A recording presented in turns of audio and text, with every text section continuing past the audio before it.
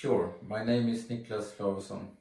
I visited a conference on large language models and AI in Finland last year, and I had already met Pekka before at a scientific conference in Sweden, so we renewed discussions about generative AI and what should be done in software engineering in this area.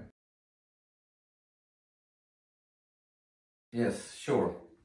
So my background is in computer science and machine learning, and since then I have moved into software engineering, and I look at it from two different perspectives. So on the one hand, I look at how we should engineer AI systems. On the other hand, I look at how we can use AI and machine learning to support different stages of the software development lifecycle. Yes, sure. I mean, we discussed GPT-Lab from the beginning. It was a invention by Pekka in Finland, and we kind of discussed how we can collaborate using this platform in the Nordic countries, especially Finland, Sweden and Norway in the beginning. But since I do a lot of internationalization work towards Africa, and they have their unique challenges and opportunities, I got to thinking about the idea of branching the GPT-Lab idea towards the African continent, and especially having a collaboration between GPT-Lab Africa then and GPT-Lab Nordics, where we can share expertise, resources and research ideas. Yes, so we are trying to conduct what we call responsible internationalization. What that means is that we should try to find good international partners. And so this is not exclusive to Africa. It doesn't really matter which kind of part of the world we collaborate with. It should be good partners. So that means you have ethical considerations, you have safety and security considerations, and of course, there has to be reciprocal academic interest. And so what I did with the African continent, I mean, it's a huge part of the world. I tried to identify countries where I could put a check mark on all of these kind of aspects that I just mentioned. And so then there were a number of countries in the west of Africa and a few countries in the east of Africa that I recommended my university to begin with. So in West Africa, I would say that one of the strongest candidates for collaboration with us in the Nordics is the country of Ghana. Ghana is a country that has developed systematically as a democracy over the last 30-40 years. It has a reasonably stable economy. It is safe for foreigners to travel to. They have highly ranked universities, very motivated students and faculty. So I think Ghana is high up there. We also have Nigeria, which is one of the biggest economies in Africa.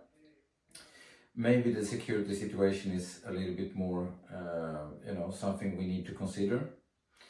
On the eastern parts of Africa, we focused on Tanzania because I view Tanzania as the kind of the portal to the east, and we have been working with University of Dar es Salaam in Tanzania. We also have contacts in Uganda, Kenya, Namibia, and some contacts also in South Africa, of course.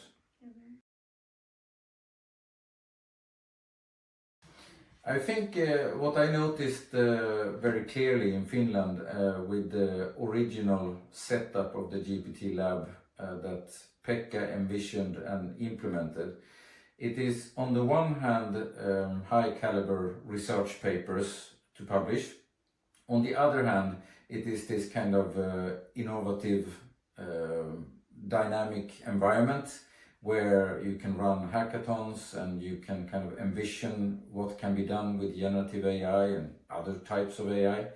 And this kind of dynamic entrepreneurial startup feeling I also notice when I travel around Africa, and predominantly young entrepreneurs, master students, PhD students and so on, that really want to make a change and really believe that digitalization and AI can be kind of the game changer for Africa as a continent. But it comes with a number of interesting challenges. Yes, of course. I mean, some people obviously have some idea about Africa as a continent and kind of global challenges such as famine, the lack of infrastructure, and in our world the lack of IT infrastructure, unstable electricity, and so on. So these are all challenges that kind of feed into unique AI challenges. So, I mean, if you have power-hungry generative AI solutions that may run to, for days or weeks or months and so on, this is challenging to set up in an environment where you cannot guarantee, electricity. And there is also this scarcity of digital data. We have an abundance of well-structured digital data in the many parts of the industrialized world, and I think most particularly in Scandinavia. In many parts of Africa, digitalization is at a very early stage, which means that even if you have the equipment and the know-how about how to implement AI, if you don't have the digital data, chances are, you will have to start gathering that data first. I think it is a huge opportunity for both Africans and Europeans. What I mean by that is that, you could obviously see that we could support the Africans in terms of our robust IT infrastructure, the very stable electricity, our digital data, and also specialized expertise in many AI-related areas. And so that's an opportunity for the Africans to collaborate with us, I think. But on the same time, we can also look at it as an opportunity for us. The way I look at Africa is that it is a very rapidly changing continent.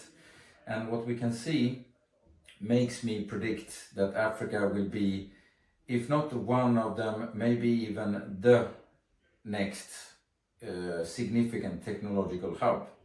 We have an ever-increasing middle class, which means that more and more people have purchasing power, more and more people get schooling and education. And so if you add that to an ever-increasing population as well, you have a very, very large consumer base in Africa. And if they can turn this digital transformation and AI development, in the right track, so to speak, or in the right direction, I think that they have ambition and they have passion, and they can get ahead of many more sleepy industrialized nations. I think in the short term, and this goes reciprocally, meaning it goes both ways, we need to get to know each other, Africans and Nordic people, or people who reside in the Nordics, meaning that we need to learn about each other's culture, business habits, maybe even the academic culture is a little bit different, the entrepreneurial culture. So I see us in the short term setting up virtual conferences and workshops and seminars, collaborating on short-term projects, paper projects, maybe hackathons and so on. But in the long term, I see that we can have strategic alliances, we can build joint education programs, we can fund larger scale research projects. I mean, there is funding available both from EU and from other sources. It is just about finding these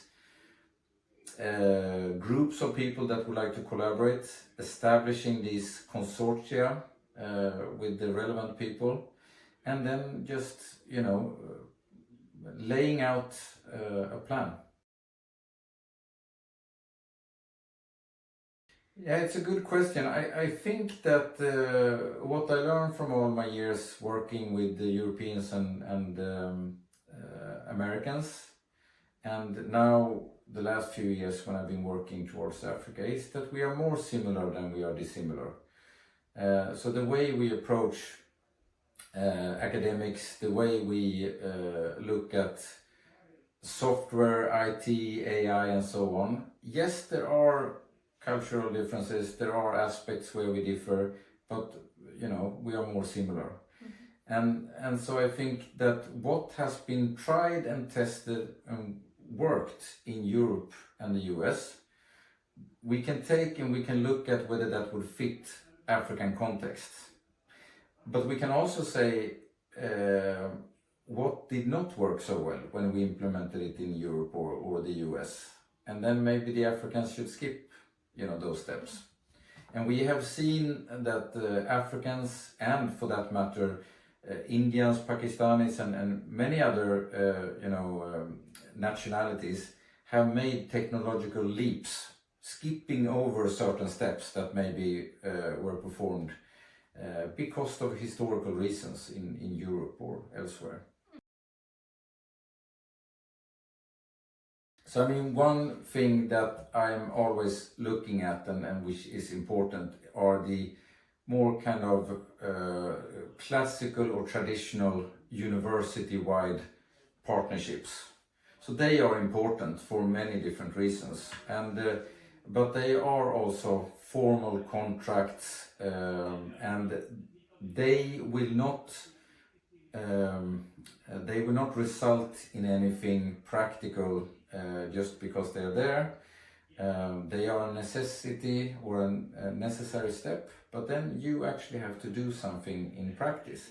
And what I think would be interesting when it comes to triple helix consortia, maybe I should first say what do I mean with triple helix constellations or consortia. So triple helix, the idea for me is that you gather together partners from academia, industry or the private sector and the surrounding society, and so you can gather around the challenges, potential solutions from a research perspective, and then practical industrial implementations of those.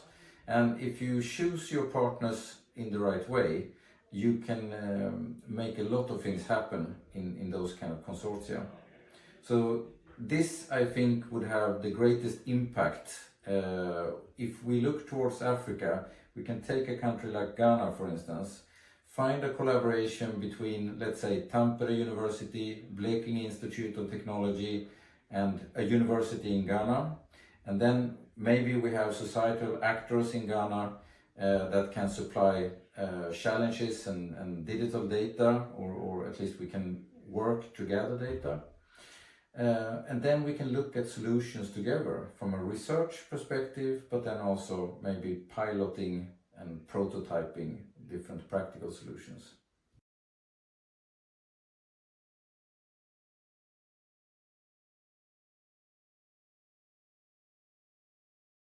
When it comes to Africa and my work, this is at a very early stage. So I've been working with this the last 1.5 or 2 years. Okay. And of course the initial phase was to canvass countries, universities, find local partners and establish mutual trust, which is very important.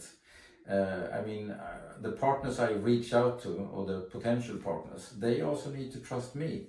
Who am I? What am I doing in this new region? What do I want out of this? And so we have come to the point now where that has been pretty much established between me and my university, and to some extent other universities, and then a number of universities and actors in Africa.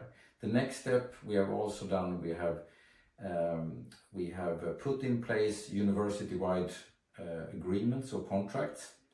The next step then is student exchange, which would require yet another bilateral agreement. Faculty exchange, which could actually happen at any day. It is just to establish a reciprocal protocol. If we can send people, we also should be able to accept people, right? So how would that work in practice? Who pays for what, or who arranges what? And when it comes to research projects, we have already started to write grant proposals together with some of our African partners. But of course, what I want now from my Finnish, Norwegian and Swedish contacts and partners and fellow researchers, I try to attract interest for the African development, and I want more people than just myself to gather around this and to be excited about this and to help me develop these relationships. Mm-hmm.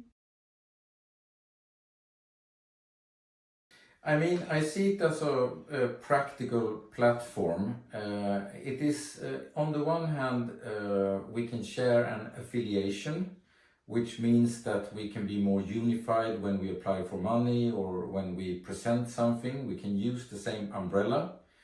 And as more practical part, if you have established this kind of GPT-Lab, let's say we have some actors in Africa and in Europe, since you are under this umbrella already, it should be a little bit easier to reach out your hand and to find those kind of mutual connections. Maybe you want to do a research study, or you want to co-design a course or something. I would find it easier to reach out to your GPT-Lab members rather than trying to blindly contact another university on another continent. So what I have done now in Tanzania and in Ghana is that I have presented the overall concept of GPT-Lab, and I have presented my idea for how we can have reciprocal exchange of resources and ideas and how we can jointly work on different things together. But so then I have a number of interested people. I call them, for lack of a better term, contact persons now in Africa. So these are people from the various private sector companies and universities that I've reached out to, who understand the cause and who are interested in joining, and they want to be a part of GPT-Lab. So now we have them, as you know, we had a symposium yesterday where I presented a little bit some of these contact people. Now it is for us to find common ground, build smaller groups, and work on different topics together. And in my view, the best thing would be to have like a virtual workshop, intercontinental workshop, where Finnish, Swedish and African peers can present their ongoing work and their desired work for each other.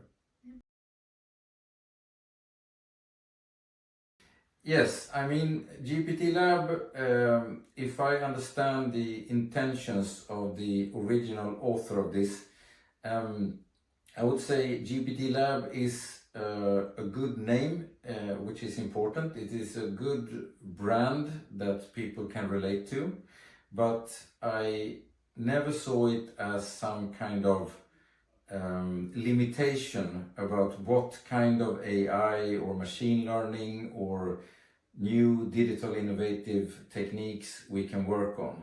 So I think GPT-Lab is the brand, but what we are really interested in, what can we do in this new society where almost everything is digital and where different AI technologies are released almost daily that helps us automate our lives, our work, and automate society. And GPT-Lab should be like a testbed, research environment, a place where people can come together, share ideas, deploy and develop things together. And of course, since we're all,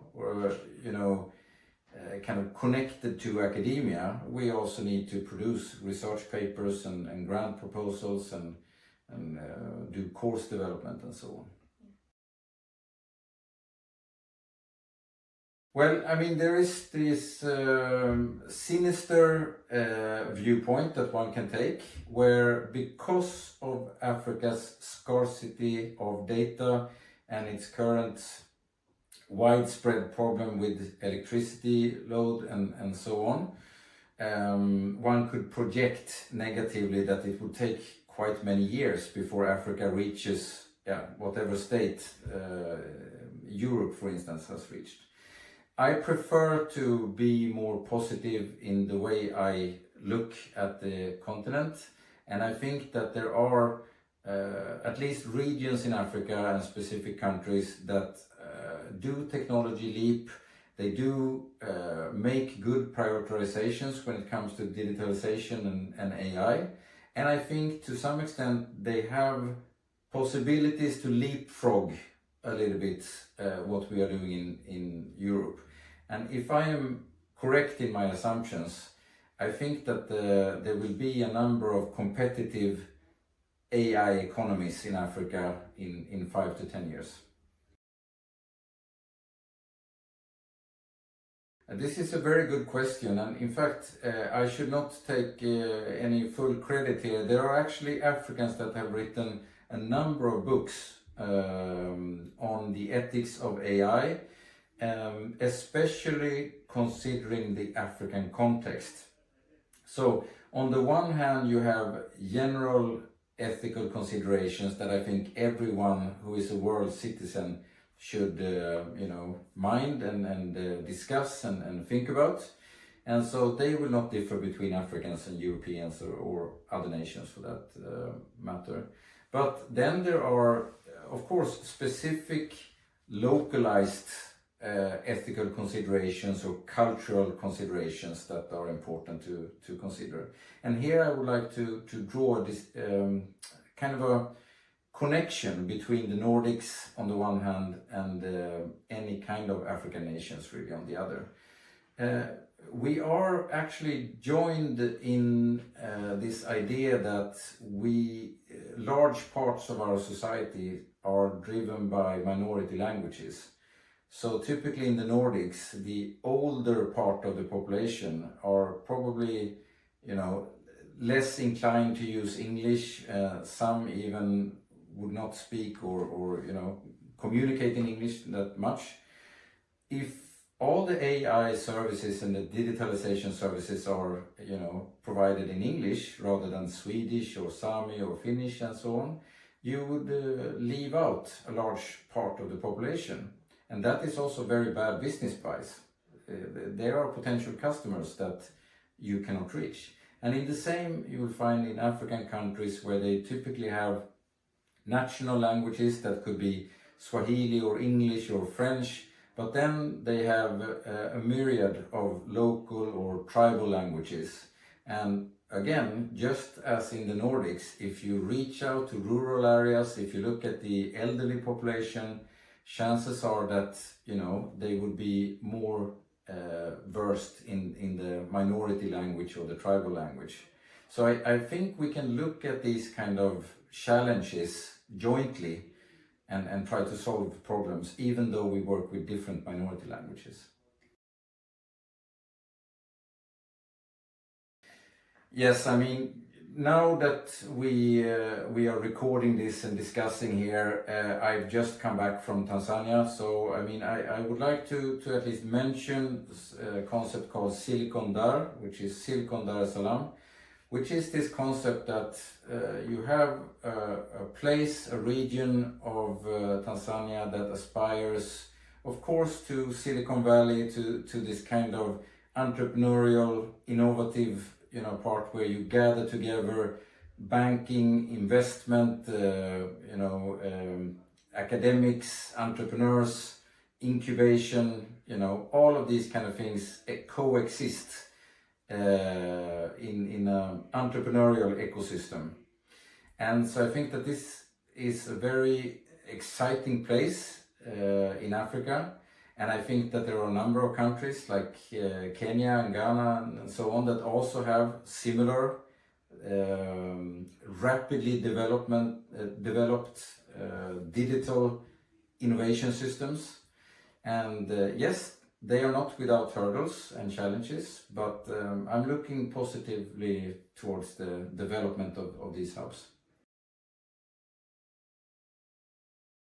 I thank you so much for listening to me, whoever is interested in listening to my work towards Africa.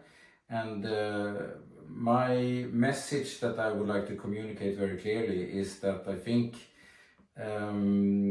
the connected society we get through internet and this digital world that we live in actually facilitates cultural meetings more than ever before, and I think that everyone who can should try to take advantage of that and actually bridge gap between different people, because you learn a lot and you have a lot of fun.